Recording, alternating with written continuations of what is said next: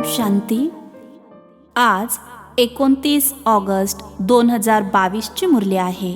आजच्या मुरलीचे सार आहे, गोड मुलांनो, तुम्हाला तुमच्या दैवी मधुर वर्तणुकीने बाबांचा शो म्हणजेच प्रसिद्ध करायचे आहे. सर्वांना बाबांचा परिचय देऊन वारशाचे अधिकारी बनवायचे आहे.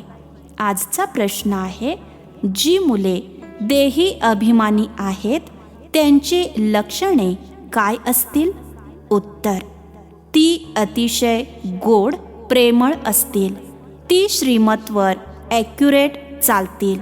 ते कोणत्याही कामासाठी कधी बहाणे म्हणजेच सबबी सांगणार नाहीत.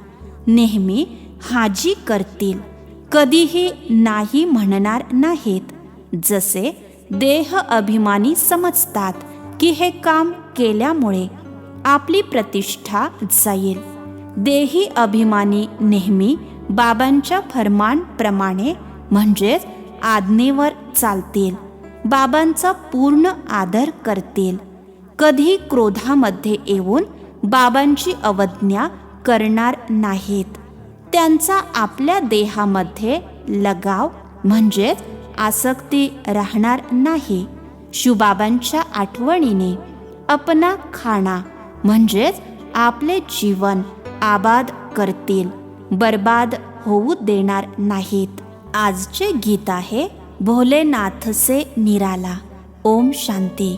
एवढी सारी मोठी दुनिया आहे, त्यामध्ये खास म्हणजेच विशेष भारत आणि आम म्हणजेच साधारण युरोप म्हणा.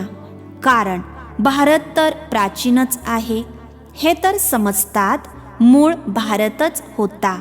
सर्व धर्मवाले हे तर जाणतातच की आपण सुद्धा एका मागोमाग एक आलो आहोत. आमच्या अगोदर भारतच होता. ही तर समजून घेण्याची गोष्ट आहे ना. तुम्ही मुले जाणता की बरोबर भारतच प्राचीन आहे. त्यावेळी भारतच अतिशय धनवान होता. तेव्हा त्याला स्वर्ग म्हटले जात होते. यावेळी तर तुम्हा मुलांशिवाय इतर कोणीही मनुष्य मात्र बाबांना जाणतच नाहीत. ते सुद्धा नंबरवार पुरुषार्थानुसार आहेत. तर प्रत्येकजण स्वतः समजतात की आपण बेहदच्या बाबांना जाणत नाही. बोलावतात, भक्ती करतात, परंतु बाबांची बायोग्राफी म्हणजेच चरित्र कोणालाच माहिती नाही. गायले सुद्धा जाते की फादर शोज सन, सन शोज फादर. आता तुम्हा मुलांना बाबांचा शो करायचा आहे, म्हणजेच बाबांना प्रत्यक्ष करायचे आहे. बाबा तर आपला शो करू शकत नाहीत. बाबा तर बाहेर जाणार नाहीत. तुम्हा मुलांना बाबांचा परिचय द्यायचा आहे. हे सुद्धा समजतात की बेहदचे बाबा स्वर्गाचे रचयिता आहेत. त्यांना जर जाणलात तर आश्चर्य वाटेल. आपण भगवानाची मुले दुःखामध्ये, आयरन एजमध्ये का आहोत? हा प्रश्न सुद्धा तुम्हाला विचारायचा आहे. पहिला प्रश्न विचारायचा आहे, तुमचा परमपिता परमात्म्यासोबत काय संबंध आहे? विचारणाऱ्याला तर जरूर माहीत आहे. बाकी कोणीही विचारत नाहीत, कारण त्यांना माहिती नाही. तुम्ही कोणालाही विचारू शकता. हे तर सर्वसाधारण रीतीने सर्वजण म्हणतात, ईश्वर सर्वव्यापी आहे. परंतु सर्वव्यापीचा तर काही अर्थच नाही. दुःख हरता सुख करता म्हणतात ना. दुःख नाहीसे करणारे, सुख देणारे तर एक पाहिजेत ना. तुम्ही थोडे जरी टच केलेत म्हणजेच समजावून सांगितलेत तर समजतील बरोबर. सतयुगामध्ये सुखच सुख होते. आता तर दुःखच दुःख आहे. तर जरूर सर्वांचे दुःख बाबांनी दूर केले असेल. ही तर अतिशय सोपी गोष्ट आहे. तुमच्या लक्षात येते की आपण पारलौकिक मात पित्याचे बनले आहोत. या ज्ञानाच्या गोष्टी आता इथेच चालतात, सतयुगामध्ये चालत नाहीत. तिथे तर ना ज्ञान आहे ना अज्ञान आहे. तिथे ज्ञान देणारे कोणीच नाही. ज्ञानानेच तर प्रारब्ध मिळाले. तुम्ही आता ज्ञानाने प्रारब्ध प्राप्त करत आहात, नंबरवार पुरुषार्थानुसार. देही अभिमानी बनणे फार मेहनतीची गोष्ट आहे.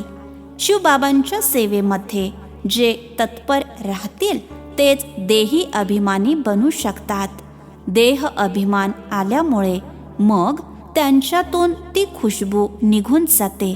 त्यांच्या वागण्यातूनच सर्व काही समजते की हे देह अभिमानी आहेत. देही अभिमानी अतिशय गोड प्रेमळ असतात. आम्ही एका बाबांची मुले भाऊ भाऊ आहोत. आपसामध्ये भाऊ बहीणसुद्धा आहोत.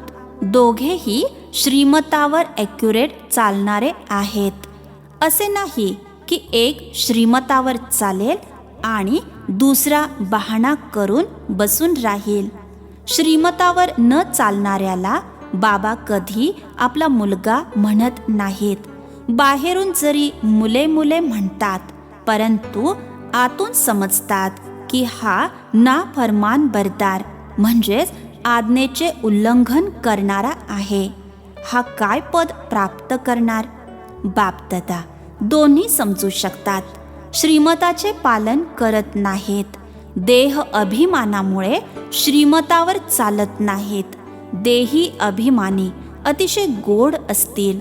ही आसुरी दुनिया किती कटू आहे. माता पिता भाऊ बहीण सर्व कडवट आहेत. इथे सुद्धा जे देह अभिमानी आहेत ते कडवट आहेत.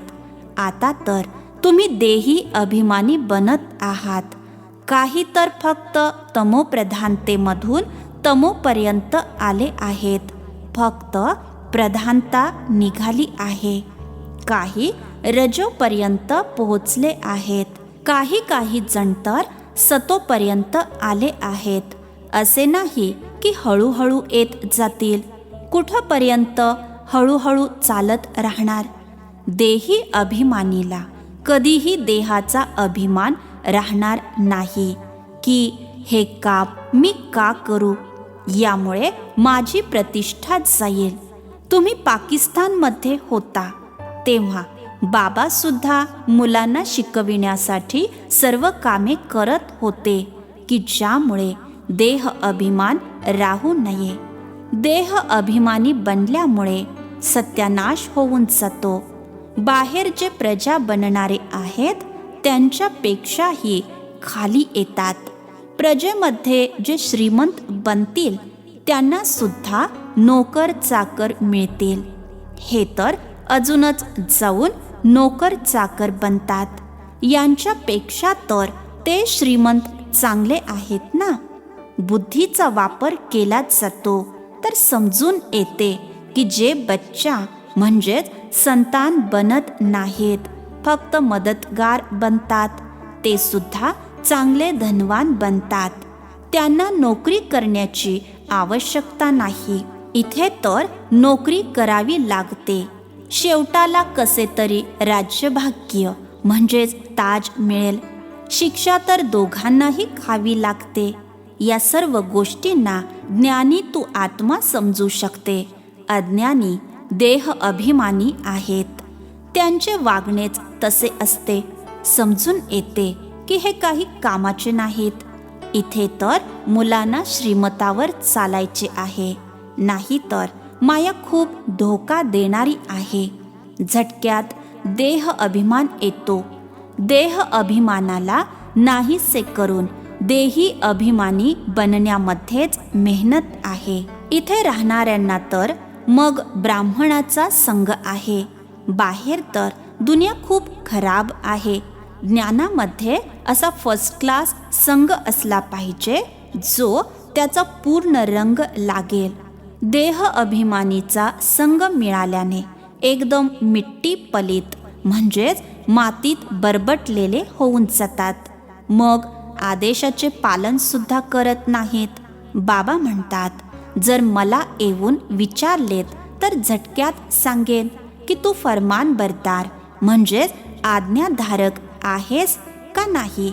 नंबरवार पुरुषार्थानुसार बरेच असे चांगले चांगले आहेत जे मनाला खुश करत राहतात. दुनियेमध्ये तर खूप दुःख, मारामारी आहे, खून खराबी बरीच आहे. याला काट्यांचे जंगल म्हणतात. तुम्ही यापासून दूर गेले आहात. आता तुम्ही संगमावर आहात. बुद्धीमध्ये आहे. आम्ही गृहस्थ व्यवहारामध्ये राहून संगमावर उभे आहोत. आता आम्ही काट्यापासून फूल बनत आहोत. काट्यांमधून पल्लव निघत चालला आहे. म्हणजेच काट्यापासून फूल बनत चाललो आहोत. दुनियेमध्ये रिलिजियस म्हणजेच धार्मिक फक्त तुम्हीच आहात. ते सुद्धा नंबरवार पुरुषार्थानुसार. जे बाबांनाच जाणत नाहीत ते इरिलिजियस म्हणजेच नास्तिक आहेत. म्हणतात सुद्धा धर्मी आणि अधर्मी. पांडव आणि कौरव. पांडवांचे स्थूल युद्ध असे काही नाही आहे. तुमचे आहे मायेसोबत गुप्त युद्ध. जर तुम्ही बाबांची आठवण केली नाहीत तर मायेचे थप्पड बसेल, तुफान येईल. बाबा म्हणतात आता तुमचे मुख आहे त्या बाजूला आणि पाय आहेत या बाजूला. सतत नव्या दुनियेची आठवण करत राहिले पाहिजे. गृहस्थ व्यवहारामध्ये तर राहायचे आहे. बाबा म्हणतात निर्बंधन होऊन राहणाऱ्यांपेक्षा गृहस्थ व्यवहारामध्ये राहणाऱ्यांची अवस्था चांगली आहे. सर्वजण तर एकसारखे असू शकत नाहीत. नंबरवार आहेत. स्कूलमध्ये सर्वच काही एकसारखा क्रमांक थोडाच मिळवतात. हे सुद्धा बेहदचे स्कूल आहे. बाबा सर्व सेंटरवरील मुलांची काळजी घेतात. याला म्हटलेच जाते विशाल बुद्धी. विशाल बुद्धी तेव्हा बनाल जेव्हा बाबांची आठवण कराल. तुम्हा मुलांची आता विशाल बुद्धी बनलेली आहे. तुम्ही मूलवतन, सूक्ष्मवतन, स्थूल वतन आणि हे सारे चक्र कसे फिरत आहे त्याला जाणता. याला विशाल बुद्धी किंवा बेहदची बुद्धी म्हटले जाते. मनुष्यांची आहे हदची. तुमची बनते बेहदची बुद्धी. तर मुलांना अतिशय गोड बनावे लागेल. जेवढे गोड बनाल, संपूर्ण बनाल, तेवढे ते भविष्यामध्ये अविनाशी बनून जाते. पाहिले पाहिजे की आपल्यामध्ये देह अभिमान तर नाही आहे. जर कोणी कुठल्या कामासाठी नाही म्हणत असेल तर समजून येते की यांच्यामध्ये देह अभिमान आहे. सतयुगामध्ये सर्व देही अभिमानी असतात. ते जाणतात एक जुने शरीर सोडून नवीन शरीर घ्यायचे आहे. इथे तर किती रडतात. देह अभिमान आहे ना. देहावर खूप प्रेम आहे. तुम्हा मुलांसाठी ही दुनिया जशी काही नाहीच आहे. अशरीरी आला होता, अशरीरी बनून जायचे आहे. बेहदचे बाबा मुलांना शिकवत आहेत. त्यांचा किती रिगार्ड म्हणजेच मान ठेवला पाहिजे. माकड कोणाचा मान ठेवत नाही. हत्तीला सुद्धा गुरगुर करेल. तर जे आतून कडवट राहतात त्यांना बाबा सपूत थोडेच म्हणतील यांच्यापेक्षा तर बाहेर राहणारे चांगले आहेत. रिगार्ड तर असतो. याला सुद्धा ड्रामाच म्हणावे लागेल. आज चांगला चालत आहे, उद्या मायेची तुफान लागते. समजत नाहीत की आपण कोणत्या तुफानामध्ये आहोत. मोठमोठ्यांना सुद्धा तुफान तर लागतात ना. तरी सुद्धा ड्रामा म्हटले जाते. आम्ही शिवबाबांकडून वारसा घेत आहोत हे विसरल्यामुळे खाना बर्बाद होऊन जाईल. खाना आबाद होईल शिवबाबांच्या भंडाऱ्याने. यांना विसराल तर झोळी खाली होऊन जाईल. प्रजेमध्ये सुद्धा साधारण पद मिळेल.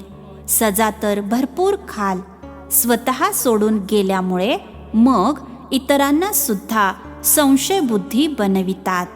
बाबांना तर तरस पडतो, म्हणजेच दया येते, परंतु मायेचा वार सहन करू शकत नाहीत. उस्ताद तर भरपूर काही शिकवत आहेत. अचल अडोल राहायचे आहे. जर असे राहू शकत नसतील तर बाबा समजतात अजून सिल्वर एजपर्यंत सुद्धा पोहोचलेले नाहीत. आश्चर्य वाटते. ज्ञान पूर्ण नसल्या कारणाने शिवबाबांसोबत योग न ठेवल्यामुळे खाली पडतात. तुफान तर कसली कसली लागतात. चढणे आणि पडणे हे तर होतच राहते. खाली पडला तर मग उठून उभे राहिले पाहिजे ना. आमचे काम शिवबाबांसोबत आहे. काहीही झाले तरी आम्हाला वारसा शिवबाबांकडून घ्यायचा आहे. मम्मा बाबा सुद्धा त्यांच्याकडूनच घेतात. त्यांचीच आठवण करायची आहे. त्यांची मुरली ऐकायची आहे. नाहीतरी जातील कुठे. हट्टी तर एकच आहे ना. इथे आल्याशिवाय मुक्ती जीवनमुक्ती मिळू शकत नाही. बाबांसमोर तर यायचेच आहे ना. होय, कोणी बांधेली म्हणजेच बंधनात आहे. बाबांच्या आठवणीमध्ये मरून जाते तरी ती सुद्धा चांगले पद प्राप्त करते. इथे जे देह अभिमानामध्ये येऊन अवज्ञा करतात त्यांच्यापेक्षाही तिचे पद चांगले, कारण बाबांच्या आठवणीमध्ये मेली ना. चांगले सौभाग्य आहे ना. या ज्ञानमार्गामध्ये अजून कसलाच त्रास नाही. खूप सोपे आहे. इथे अतिशय देही अभिमानी बनायचे आहे. खूपच देह अभिमानामध्ये राहतात. बाबा तर अजून काही बोलत नाहीत, परंतु मनातून दया येते. शिवबाबांच्या भंडाऱ्यातून शरीर निर्वाह करून यज्ञाची सांभाळ मात्र काहीच करत नसतील तर पद काय प्राप्त करतील. या यज्ञाचा तर चांगल्या प्रकारे सांभाळ करायचा आहे. जिथे कुठे सेंटर स्थापन होते तो मग शिवबाबांचाच यज्ञ आहे. हा यज्ञ स्थापन करण्यासाठी फक्त 3 पावले पृथ्वीची पाहिजेत. बस. कोणी म्हातारे आहेत, स्वतः समजावून सांगू शकत नाहीत. ठीक आहे, मग कोणत्या तरी बहिणीला किंवा भाईला बोलवा. एक लहानशी खोली बनवा आणि बोर्ड लावून टाका. मोठे पुण्याचे काम आहे. आता कलियुग आहे. विनाश समोर उभा आहे. बाबांकडून स्वर्गाचा वारसा जरूर घ्यायचा आहे. स्वर्गाचा वारसा मिळतोच संगमावर. जेव्हा जुनी दुनिया नष्ट होऊन नवीन दुनिया स्थापन होते, संगमावर जो वारसा मिळतो तो मग भविष्यासाठी अविनाशी होऊन जातो. तुम्ही खूप चांगले समजावून सांगू शकता. फक्त 3 पावले पृथ्वी पाहिजे. बस. एका दोघांना उठविलेत म्हणजेच जागृत केलेत तरी सुद्धा अहो सौभाग्य. तुम्ही एकच मंत्र देता, मन मनाभाव. फक्त सांगता बाबांची आठवण करा तर अंतमती सो गती होऊन जाईल. बाबा स्वर्गाचा खजिना देत आहेत. ऐकले आणि बस बुद्धीमध्ये बसले. स्वर्गामध्ये येण्याच्या लायक बनला. जागा देणाऱ्याला हक्क मिळतो. बाबा किती सोपे करून सांगत आहेत. कोणाला तरी सुखधामचा रस्ता सांगा. प्रजा बनली तरी ते सुद्धा चांगले नंबरवार बनत जातील. 3 पाऊले पृथ्वीची प्रसिद्ध आहेत. त्यामध्ये तुम्ही विश्वाचे मालक बनता. प्रजा सुद्धा म्हणते ना, आम्ही विश्वाचे मालक आहोत. हे घर सुद्धा 3 पाऊले पृथ्वी आहे ना. सुरुवात सुद्धा 3 पाऊले पृथ्वीपासून झाली. 1 कोठी होती, मग हळूहळू मोठे होत गेले. असे बरेच येतील ज्यांना बाबा म्हणतात, तुम्ही एवढ्या पैशांचे काय करणार.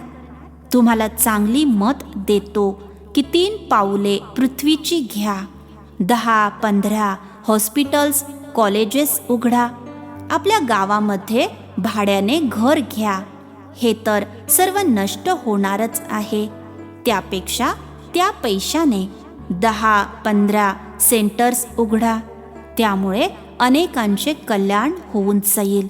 तुम्ही भरपूर धनवान बनाल. तुम्ही छोट्याशा जागेमध्ये हे कॉलेज उघडू शकता. तुम्हाला फक्त रस्ता सांगायचा आहे. आंधळ्यांची काठी बनायची आहे. जागे करावे लागते. बाबा आणि वारशाची आठवण करा. तर बस तुमचा बेडा म्हणजेच जीवनरूपी नाव पार होऊन जाईल. बाकी काही खर्च इत्यादीची गोष्टच नाही. बेहदच्या बाबांकडून बेहदचा वारसा घ्याल. समजावून सांगणे फार सोपे आहे. अच्छा, गोड गोड खूप वर्षानंतर भेटलेल्या मुलांप्रती मात पिता बापदादांची प्रेमपूर्वक आठवण आणि सुप्रभात. आत्मिक पित्याचा आत्मिक मुलांना नमस्ते. आम्हा आत्मिक मुलांचाही आत्मिक पित्यांना नमस्ते. धारणेसाठी मुख्य सारांश.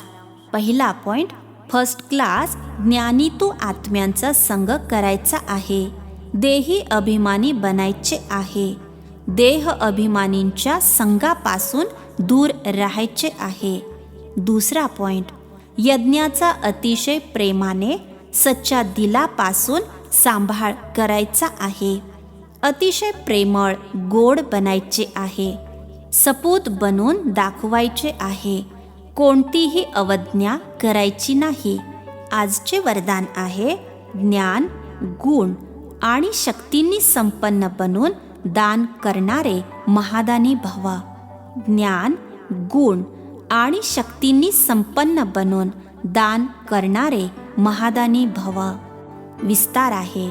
संपूर्ण दिवसामध्ये जी कोणी आत्मा संबंधा संपर्कामध्ये येईल तिला महादानी बनून कोणत्या ना कोणत्या शक्तीचे, ज्ञानाचे, गुणांचे दान द्या. दान शब्दाचा रूहानी अर्थ आहे सहयोग देणे. तुमच्याजवळ ज्ञानाचा खजिना सुद्धा आहे, तर शक्तींचा आणि गुणांचा खजिना सुद्धा आहे. तिन्हीमध्ये संपन्न बना, एकामध्ये नाही. कशीही आत्मा असो, शिव्या देणारी, निंदा करणारी सुद्धा असो, त्यांना सुद्धा आपल्या वृत्ती वा स्थितीद्वारे गुणदान करा. आजचे बोधवाक्य आहे, जे एका बाबांवर प्रभावित झाले आहेत त्यांच्यावर कोणत्या आत्म्याचा प्रभाव पडू शकत नाही. जे एका बाबांवर प्रभावित झाले आहेत त्यांच्यावर कोणत्या आत्म्याचा प्रभाव पडू शकत नाही. अच्छा, ओम शांती.